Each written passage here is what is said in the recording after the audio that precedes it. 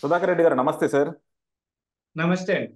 Sir, మీరు first నుంచి కూడా జీరో బడ్జెట్ పాలిటిక్స్ అనే దాన్ని చాలా ఎక్కువ సపోర్ట్ చేస్తా ఉన్నారు. మనం దాని గురించి కూడా చాలా వీడియోలు చేశాం. కాకపోతే ఏంటంటే మీరు కూడా ఒకసారి పవన్ కళ్యాణ్ గారిని బాగా పొగిడారు. ఎందుకంటే Pawan Kalyan zero budget politics దిశగా వెళ్తున్నాడు అని. ఎందుకంటే ఏదో ఒక రాజకీయ పార్టీ ఇప్పుడు కమ్యూనిస్టులు కానీ లేకపోతే మిగతా పార్టీలు కానీ చేశారనుకోండి జీరో బడ్జెట్ పాలిటిక్స్ పెద్ద ఉపయోగం ఉండదు.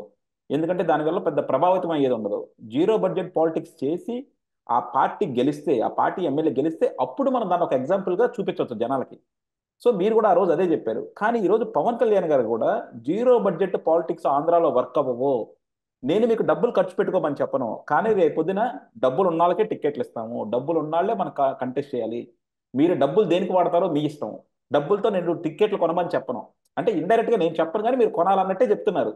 డబ్బులు ఉన్నాళ్ళకే టిక్కెట్లు అని చెప్పి పవన్ కళ్యాణ్ గారు, బొలిశెట్టి శ్రీనివాసులు వీళ్ళంతా చెప్తా ఉన్నారనమాట. సో దీన్ని మీరు ఎలా చూస్తారు సార్? అంటే మనం దాన్ని జీరో బడ్జెట్ పాలిటిక్స్ నుంచి అంటే మన ఆంధ్రాలో లేకపోతే తెలుగు రాష్ట్రాల్లో వర్కౌట్ అవ్వు అనేది తేల్చేసినట్టేనా సార్? సార్ ఇక్కడ అంటే పవన్ కళ్యాణ్ గారి మాటలన్నీ చూస్తే ఫైనల్ గా ఆయన జీరో బడ్జెట్ పాలిటిక్స్ చెప్పారండి.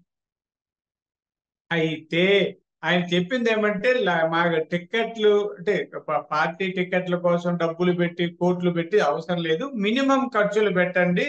ఎన్నికల సంఘం కూడా అదే చెప్పింది. ఎమ్మెల్యేకి ఇప్పుడు నాకు కరెక్ట్ 40 లక్షల వరకు ఖర్చు పెట్టచ్చు, ఏదో ఏదో ఉంది.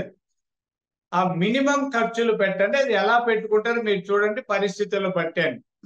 అంతే తప్ప ఆయన డబ్బులు ఉన్న వాళ్ళే రాజకీయం చేయాలని చెప్పినట్టు దాని భావం కాదండి.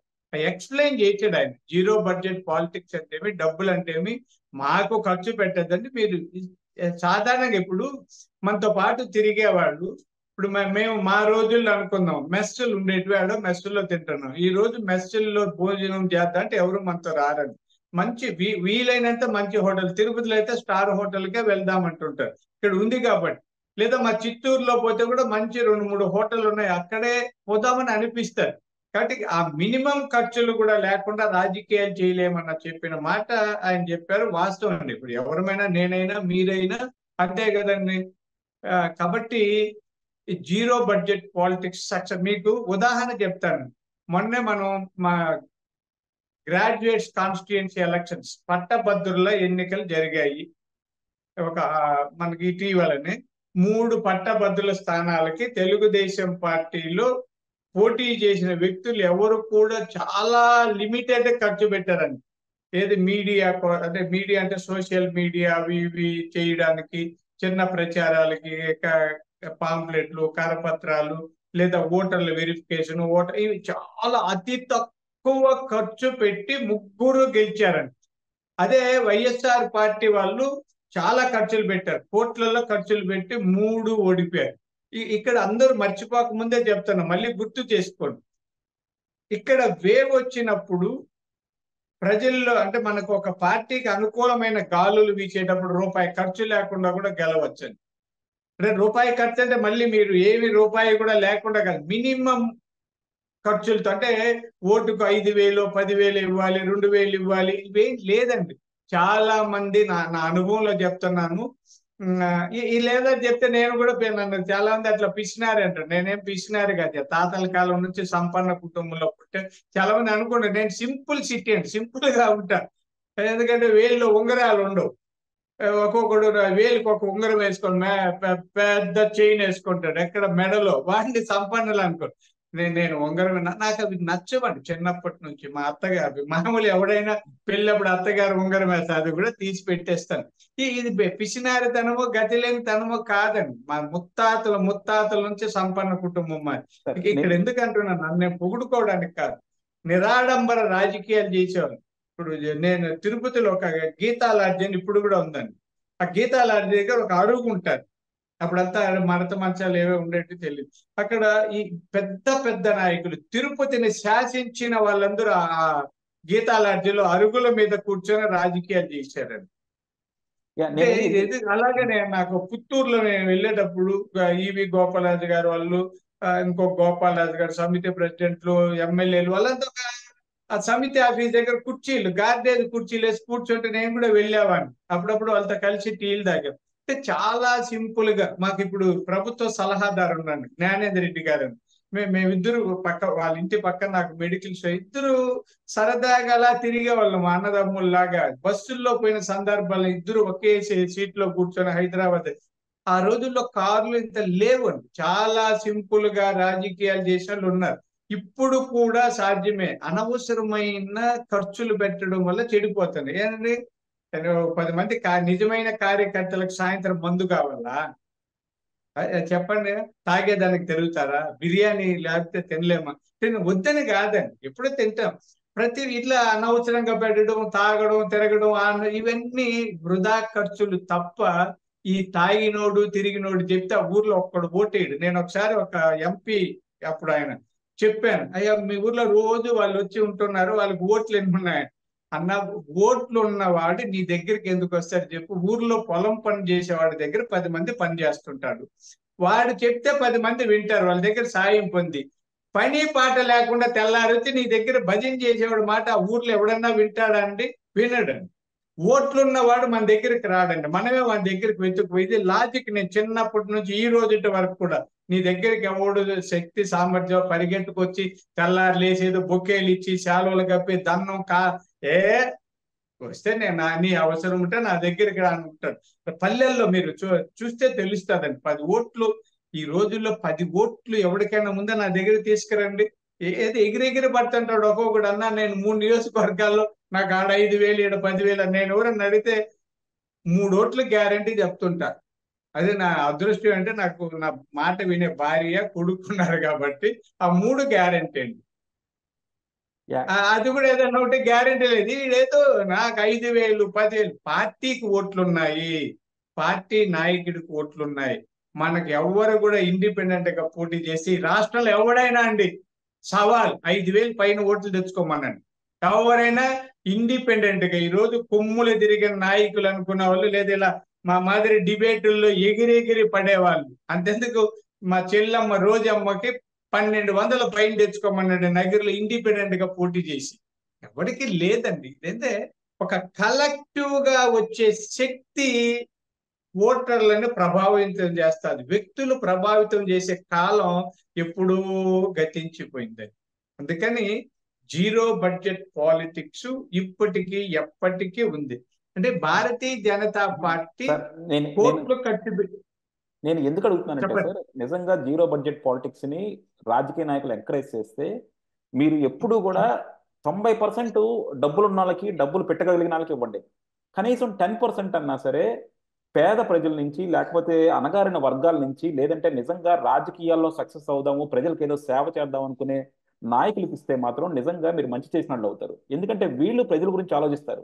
డబ్బులున్న 90% ప్రజల గురించి ఆలోచించరు. వాళ్ళకి ఎంతసేపు వాళ్ళ పరిశ్రమలు, వాళ్ళ బాగోగులు అయ్యే ఉంటాయి అన్నమాట.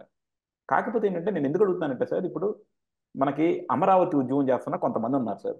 అందులో నుంచి బాలకోటయ్య గారు అన్నది మనకి చాలా బాగా తెలుసు. ఆయన ఏంటంటే దళిత నాయకుడు, అమరావతి కోసం చాలా ఉద్యమం చేశారు. జగన్మోహన్ రెడ్డి గారి ప్రభుత్వానికి వ్యతిరేకంగా ఎప్పుడు గలమిప్పుతా ఉన్నారు. సో ఆయన్ని తెలుగుదేశం అయినా జనసేన అయినా సరే, ఎందుకంటే మనకి ఎస్సీ నియోజకవర్గాలు చాలా ఉన్నాయి, అందులో మనకు కావాల్సిన లీడర్స్ కూడా లేరు. అక్కడ డబ్బులు ఎవరైనా పెడతారు. సో అలాంటి చోట అయినా సరే అలాంటి వాళ్ళని ఎంపిక చేస్తే బాగుండేది కదా అని. అలాగే ఇప్పుడు తెలుగుదేశం నుంచి, జనసేన నుంచి చూద్దాం సార్. దిలీప్ శంకర్ అని ఒక కుర్రాడు ఉన్నాడు సార్.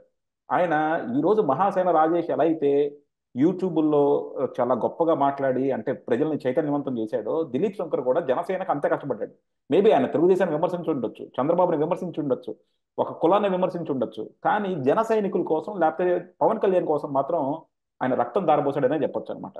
సో అలాంటి వాళ్ళను కూడా ఈ పార్టీలు హక్కును చేర్చుకోపోతే ఇంకా రేపొద్దున పోరాడే వాళ్ళు అసలు రాజకీయాల్లోకి ఎలా వస్తారు? డబ్బున్నోళ్లే వస్తారు తప్ప డబ్బున్నోడు పోరాడు.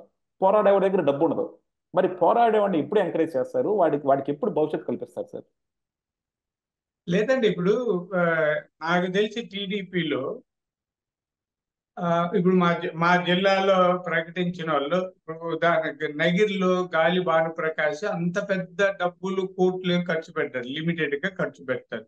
మా కిషోర్ కుమార్ రెడ్డి వాళ్ళు ఉన్నా కూడా ఆయన ఎప్పుడు డబ్బులు పెట్టి రాజకీయం చేయడం నేను చూడలేదండి. చాలా నిరాడంబరంగా. అంటే కిరణ్ కుమార్ రెడ్డి గారి తమ్ముడు ఆ ఇవి ప్రకటించిన వాళ్ళలో మా అమర్నాథ్ రెడ్డి అందరూ అంటే అండి కొంత 1-2 చోట్ల డబ్బులు ఉన్న వాళ్ళు, మిగతాంతా కూడా సాధారణంగా కార్యకర్తలు పనిచేసిన వాళ్ళకే టికెట్. మా జిల్లాలో అయితే అండి, బయట అంటే నాకు అన్ని జిల్లాలు పత్రికలు వచ్చేది చూస్తా కాబట్టి వ్యక్తిగతంగా నేను నా కళ్ళ ముందర మా చిత్తూరు ఉమ్మడి చిత్తూరు జిల్లాలో ఏడు ఇచ్చారండి 14లో.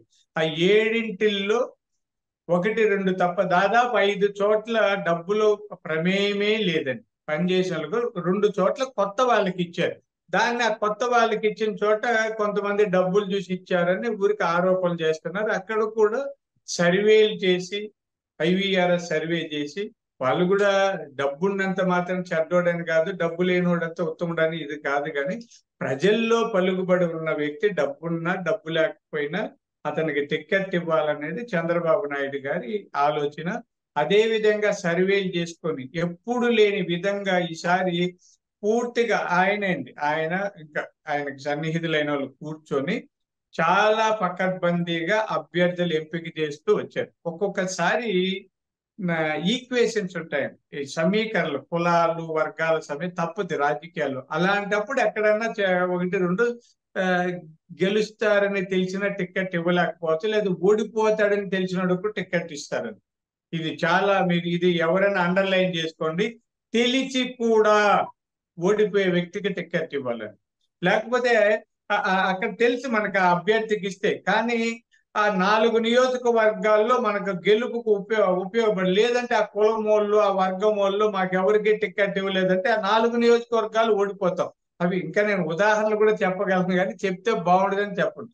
అందుకని రాజకీయాల్లో ఏ పార్టీ అయినా, తెలుగుదేశం అయినా జనసేన అయినా లేదా వైసీపీలో జగన్మోహన్ రెడ్డి గారు ఎవరైనా కూడా ఈ కులాల సమీకరణ ఈ లెక్కలు వేయక తప్పదు. ఎందుకంటే ప్రజాస్వామ్యం అంత అంత స్థితికి దిగజారిపోయిన తర్వాత దిగజారిందండి. ఎవరన్నా ఏమన్నా అనుకోండి, ఎందుకంటే కులము ఇవన్నీ చూసి డబ్బు టిక్కెట్లు ఇచ్చే దురదృష్టకర పరిస్థితి వచ్చినాక ఇంకా మనం రాజ్యాంగం అంబేద్కర్ రాశారు ఇవన్నీ చెప్పుకోవడం వేస్ట్ అనిపిస్తుంది.